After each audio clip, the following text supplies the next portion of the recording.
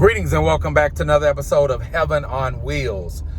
I heard a message today about Satan being the father of lies, the author of lies, and many of you are already familiar with that, but it brought something to my attention. There's a controversy in society today where a lot of emphasis is being placed on Satan and the power of Satan through the Illuminati and through the occult and witchcraft and Freemasonry.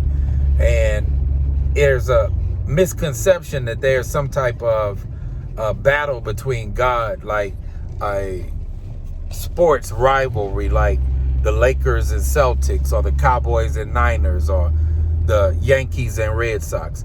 And there isn't a rivalry. Satan is already defeated. He just isn't destroyed. So what do I mean by that?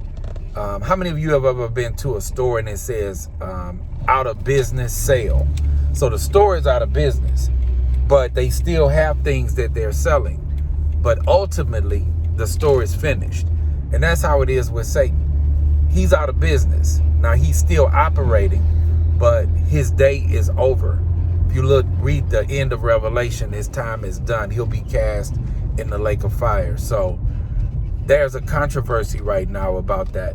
And if some of you guys are like me, you scroll through social media and you see videos on Facebook, TikTok, YouTube, a lot of them talking about something demonic happened at the BET Awards, or something demonic that's happening in Russia, or witchcraft that's on Netflix and Hulu. A lot of the TV shows are focusing on witchcraft and the occult.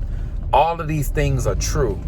But I wanted to take time in this video to talk about the power of God and bring back the focus on who the real GOAT is, the greatest of all time. The real GOAT is Jesus Christ, who overcame death and sickness and disease. And he went to the cross and he died for all of the sins of the world, past, present, and future. So I want to share a story with you about Elisha and Elijah. Elijah was the teacher. Elisha was the student. In this story, these prophets were very close. So it's only two people in the Bible that did not die, but just went straight to heaven. That was Elijah and Enoch. So Elijah's time was coming to an end. So he told his student, Elijah, if you are with me at the time that I ascend, that means that time that he leaves the earth, he said, you can have what you request. So the student, Elisha, requested a double portion of his teacher's blessing. And so Elijah said, it's done.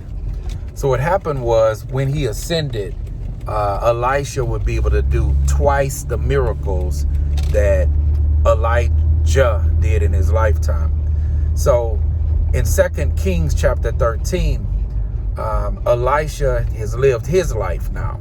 His mentor is gone to go to heaven, and Elijah's time has come. He's going to die. And so he didn't do all of his miracles. He had one miracle left that he hadn't accomplished, and he died. He died before he got a chance to complete that miracle. So it seems like this story is over, right? Well, where his grave was, there was a battle, and one of the soldiers that was killed, they threw his body into the grave with Elisha. And when the soldier's body touched Elisha's dead bones, he raised from the dead. Let me say this again. Elisha was dead and gone. He was done. And he had one miracle yet to complete. And being dead in the grave, a dead soldier was thrown into his grave. He touched Elisha's body and he was raised from the grave. So wrap your mind around that for a minute. Now, I know people like to talk about Freemasonry, and they like to talk about the Illuminati, and Beyonce is a witch, and Taylor Swift has demonic messages in her videos. And I watch all those things just like you do on TikTok and YouTube. But where can we find that Satan has that power to raise someone from the dead, from a dead person's body? The person of a dead person, his bones were so anointed that he was able to raise somebody from the dead. And so that's 2 Kings chapter 13, if you want to read that for yourself.